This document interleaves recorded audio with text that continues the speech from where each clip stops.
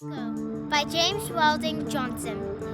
And God called Moses from the burning bush. He called in a still small voice, and he said, Moses, Moses. And Moses listened. And he answered and said, Lord, I am here. And the voice in the bush said, Moses, draw not nigh. Take off your shoes, for you are standing on the holy ground. And Moses stopped where he stood, and Moses took off his shoes, and Moses looked at the burning bush, and he heard the voice, but he saw no one. Then God again spoke to Moses, and he spoke in a voice of thunder, I am Lord God Almighty. I am Lord of thy fathers. I am Lord God of Abraham, of Isaac and Jacob. And Moses hid his face. And God said to Moses, I've seen the awful suffering of my people down in Egypt. I've watched their hard oppressors, their overseers and divers. The groans of my people have filled my ears, and I can't stand it no longer. So I have come down to deliver them out of the land of Egypt, and I will bring them out of that land into the land of Canaan. Therefore Moses, go down into Egypt, and tell their old Pharaoh to let my people go. And Moses said, Lord, who am I to make a speech there for Pharaoh? For Lord, you know I'm slow of tongue. But God said, I will be thy mouth, and I will be thy tongue. Therefore Moses, go down yonder into Egypt land, and tell old Pharaoh, let my people go. And Moses with his rod in hand went down and said to Pharaoh, Thus saith the Lord God of Israel, let my people go. And Pharaoh looked at Moses. He stopped still and looked at Moses, and he said to Moses, Who is this Lord? I know all the gods of Egypt, but I know no God of Israel. And tell your God I will not let this people go.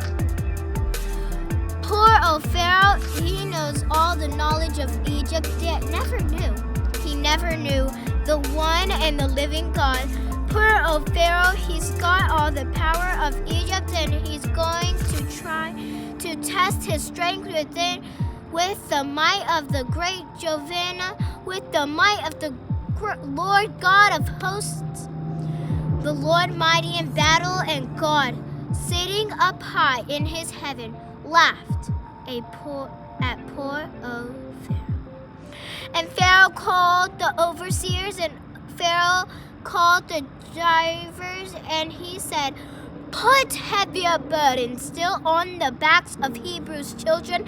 Then the people chose to Moses, and they cried out, Look here, Moses, you've been to Pharaoh, but look and see what Pharaoh's done to us now. And Moses was troubled in mind. But God said, Go again, Moses, you and your brother Aaron, and said once more to Pharaoh, Thus said the Lord God of Hebrews, let my people go.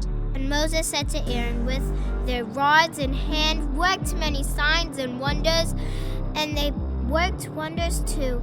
So Pharaoh's heart was hardened, and he would not let God's people go. God rained down plagues of Egypt, plagues of frogs and lice and locusts, plagues of blood and boils and darkness, and other plagues besides. But every time God moved the plague, old Pharaoh's heart would harden, and he would not let God's people go. And Moses was troubled in mind. Then the Lord said, Listen, Moses, the God of Israel will not be mocked. Just one more witness of my power. I'll give a hard heart in Pharaoh. This very night, about midnight, I'll pass over Egypt land in my righteousness worth, and will I pass over and smite their firstborn dead. And God that night passed over, and a cry went up out of Egypt. And Pharaoh rose in the middle of the night. And he sent in a hurry for Moses, and he said, "Go forth from among my people, you and all Hebrew children. Take your goods and take your flocks, and get away from the land of Egypt." And right then Moses led them out with all their goods and all their flocks, and God went on before, a guiding pillar of cloud by day, a pillar of fire by night, and they journeyed on in the wilderness and came down to the Red Sea. In the morning they missed the Hebrew children 400 years. 400 years. They'd held them down in Egypt land, held them under the driver's lash, working without money and without price. And it might have been Pharaoh's wife that said, "Pharaoh, look what you've done. You let those Hebrew children go? And who's going to serve us now? Who's going to make our bricks and mortar? Who's going to plant and plow our corn? Who's going to get up in the chill of the morning? And who's going to work in the blazing sun? Pharaoh, tell me that." And Pharaoh called his generals, and the generals called the captains, and the captain called the soldiers, and they hitched up all to the chariots. 600 chosen chariots of war and 2,400 horses, and the chariots were full of men with swords and shields and shining spears and battle bows and arrows. And Pharaoh and his army pursued the Hebrew children to edge of the Red Sea. Pharaoh and his armies pursued the Hebrew children to the edge of the Red Sea. Now the children of Israel, looking back, saw Pharaoh's army coming, and the rumble of the chariots was like a thunderstorm, and the whirring of the wheels was like a rushing wind, and the dust from the horses made a cloud that darkened the day, and the glittering of the spears was like a lightning in the night. And the children of Israel all lost faith. The children of Israel all lost hope. Deep Red Sea in the front of them, and Pharaoh's host behind. And they grumbled among themselves where there was no graves in Egypt. And they wailed aloud to Moses and said, "Slavery in Egypt was better than to come to die here in his wilderness."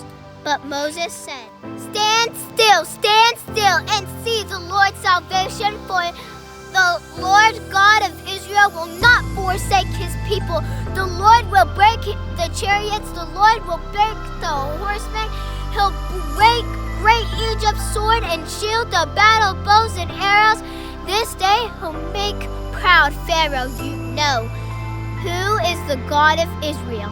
And Moses lifted up his rod over the Red Sea, and God with the blast of his nostrils blew the waters apart, and the waves rolled back and stood up in a pile, and left a path through the middle of the sea, dry as the sand of the desert, and the children of Israel all crossed over on the other side.